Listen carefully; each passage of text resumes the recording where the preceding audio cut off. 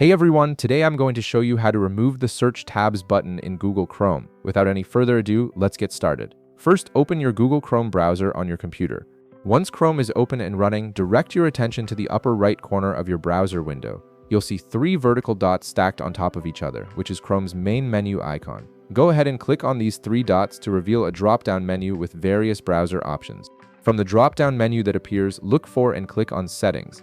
This option is typically located towards the bottom of the menu and will open Chrome's full settings interface in a new tab.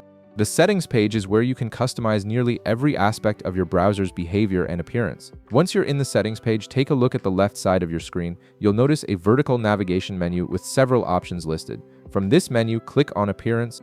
This section contains all the visual customization options for Chrome, including themes, font sizes, and various button displays. It's the central hub for controlling how your browser looks and what interface elements are visible.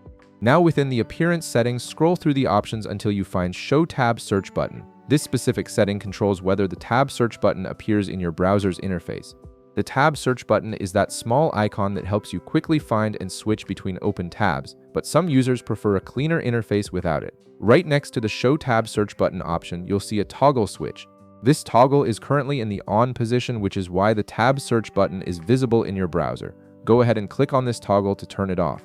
As soon as you click it, the toggle will switch to the off position and the Tab Search button will immediately disappear from your Chrome interface. And that's it.